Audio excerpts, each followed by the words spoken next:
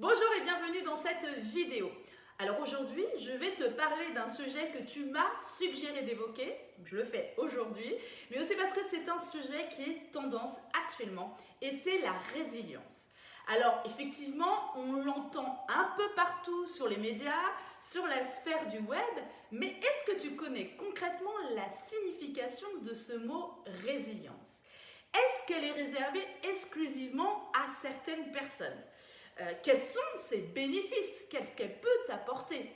Et aussi, de quoi est-elle constituée? Voilà, ce sont des questions auxquelles je veux répondre aujourd'hui et bien plus encore en te donnant les 3 choses essentielles à savoir sur la résilience.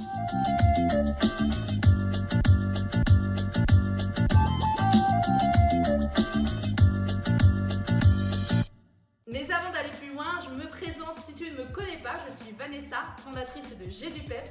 Je suis positive coach et conférencière. J'aide la femme à devenir actrice de sa vie en révélant sa puissance et en réveillant ses envies. Avant de continuer également, je te précise que si tu veux recevoir les prochaines vidéos, il te suffit de cliquer sur le bouton en dessous de cette vidéo pour t'abonner à ma chaîne YouTube et aussi de cliquer sur la petite cloche pour être notifié des sorties des prochaines vidéos. En tant qu'être humain, nous sommes amenés à vivre des expériences heureuses, mais aussi à vivre des expériences malheureuses, de souffrance. La perte de quelqu'un, la maladie, la séparation. Et face à ces situations difficiles, on n'est pas tous égaux, on ne réagit pas tous de la même manière. Le docteur Boris Cyrulnik, un très grand psychiatre et psychanalyste reconnu et qui a concentré ses recherches sur le concept de résilience, affirme que le malheur n'est pas une destinée. Rien n'est irrémédiablement inscrit. On peut toujours s'en sortir. Ça donne de l'espoir, cette affirmation. Et c'est aussi la base de la capacité de résilience. Mais on va aller plus loin ensemble dans cette vidéo puisque je vais te donner 3 choses essentielles à savoir sur la résilience qui vont se dérouler ainsi. Je vais te donner la définition précise et concrète de ce terme, de cette capacité. Je vais te dire aussi à quoi elle peut te servir, ce qu'elle peut t'apporter et de quoi elle est composée. C'est quoi la résilience? La résilience, c'est la capacité à pouvoir faire face à des changements, à des situations difficiles ou génératrices de stress, mais aussi à grandir face à ces situations compliquées. Quand on parle de capacité de résilience, on parle souvent de capacité à rebondir. Et je vais m'arrêter quelques minutes, secondes sur cette notion. D'accord? Et je vais carrément métaphoriser cette notion. On imagine que j'ai une balle de tennis dans cette main et dans l'autre main, j'ai un œuf. Si je lâche ces 2 objets en même temps, l'œuf, paf, va littéralement exploser au sol, tandis que la balle de tennis, eh bien, elle va rebondir. Et c'est ce qui représente justement cette capacité de résilience. Et donc, cette résilience, elle aide à aller de l'avant, à repartir face à des coups durs, à prendre ou à reprendre sa vie en main. Et je vais te donner 4 éléments qui sont importants à connaître sur cette capacité de résilience. D'abord, la première chose, c'est que c'est un processus et non pas une qualité fixe. La deuxième chose, c'est qu'elle ne dépend pas exclusivement de ta personne, de l'individu. Il y a une dimension relationnelle, la relation avec les autres. La troisième chose, c'est que la résilience, c'est une capacité qui a une constante évolution. Et là, je vais te donner un exemple qu'on peut parfois mélanger par rapport à un acte héroïque. L'acte héroïque n'est pas un acte résilient. C'est un acte qui est unique et qui se déroule sur un instant T, sur une situation bien précise. Mais elle n'est pas dans cette notion d'évolution. Le quatrième élément, et dernier d'ailleurs, c'est que c'est une capacité à se développer, à grandir, et qu'il ne faut pas confondre avec la notion de résistance, de survie. C'est pas ça, c'est vraiment une notion de grandissement.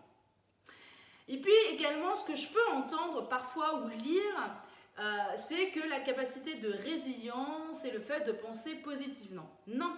Et ce n'est pas non plus la nouvelle recette du bonheur. Désolée, je casse un peu l'ambiance. Non. Mais par contre, ce que je peux te dire, c'est que cette capacité de résilience, elle peut contribuer, et elle contribue à ton bonheur, à ton bien-être, à ton épanouissement personnel. Et la bonne nouvelle du jour, c'est que nous sommes toutes et tous résilients. Alors, comme je l'ai dit préalablement, c'est un processus et pas une qualité. Et comme tout processus, ça se travaille. À quoi sert la résilience? Alors, comme tu as pu le comprendre dans la définition, il y a cette notion d'adaptabilité. Et c'est vraiment l'une des clés majeures de la résilience. Aujourd'hui, dans la société actuelle où on vit, qui est en perpétuelle mouvance, pour moi, cette capacité, elle est indispensable. Alors, je vais te dire concrètement, je vais te donner des exemples à comment tu peux mettre en place vraiment de manière très très rapidement, voilà, dans la vie de tous les jours. C'est le matin te lever en ayant le smile, de commencer ta journée en n'étant pas prisonnière ni de tes pensées, ni des messages médiatiques. Tu vois un peu l'idée. En fait, c'est vraiment prendre cette capacité comme une sorte de boîte à outils qui te permet, certes en cas de coup dur, de ne pas aller trop bas et de ne pas durer trop longtemps en bas, et aussi d'en tirer des apprentissages, des enseignements pour continuer à évoluer, à grandir, à progresser dans ta vie. Donc vraiment, la résilience, elle permet de ressentir des émotions positives, mais aussi de vivre des expériences satisfaisantes. De quoi est composée la résilience? Selon des chercheurs de Pennsylvanie et de Californie, il existe 6 grandes composantes de la résilience. Je te les donne tout de suite. La première, c'est de développer une meilleure conscience de soi. Reconnaître ses schémas de pensée, bien comprendre ses comportements, identifier ses points de faiblesse. Deuxième composante, c'est d'améliorer son autorégulation. Ça veut dire quoi? Ça veut dire de mieux réguler en fait tes émotions. Donc, là encore, c'est de les identifier, c'est de les exprimer, chose importante, de les comprendre et enfin de les accepter. Troisième composante, cultiver son optimisme. Alors, pour ça, effectivement, c'est d'identifier ce qu'il y a de positif dans chaque situation, tout en étant réaliste. Il y a aussi l'aspect de confiance, avoir confiance en soi et avoir aussi également confiance aux autres. Quatrième composante, muscler ton agilité mentale. Ça veut dire d'avoir une ouverture d'esprit sur des points de vue divergents, sur des opinions différentes. Aussi d'identifier et de comprendre des problèmes pour pouvoir te permettre de trouver des solutions. Cinquième composante de la résilience, c'est de t'appuyer sur les forces de caractère. Et donc pour ça, il est important de bien connaître tes points forts, mais aussi de bien connaître les points forts des autres, d'accord, pour pouvoir t'appuyer sur toi, mais sur d'autres personnes dans des situations bien précises ou dans des situations où tu as des faiblesses, d'accord? Sixième et dernière composante, c'est de renforcer le lien avec les autres, par l'empathie, par l'altruisme, par la capacité à demander de l'aide, par la communication positive. Ce sont donc les 6 grandes composantes de la résilience. Tu connais dorénavant les 3 choses essentielles à savoir sur la résilience, puisque je viens de te donner sa définition précise et concrète. Je viens également de te donner son utilité, ce qu'elle peut t'apporter dans ta vie de tous les jours, dans ton quotidien, et aussi de quoi elle est constituée, de sa composition exacte.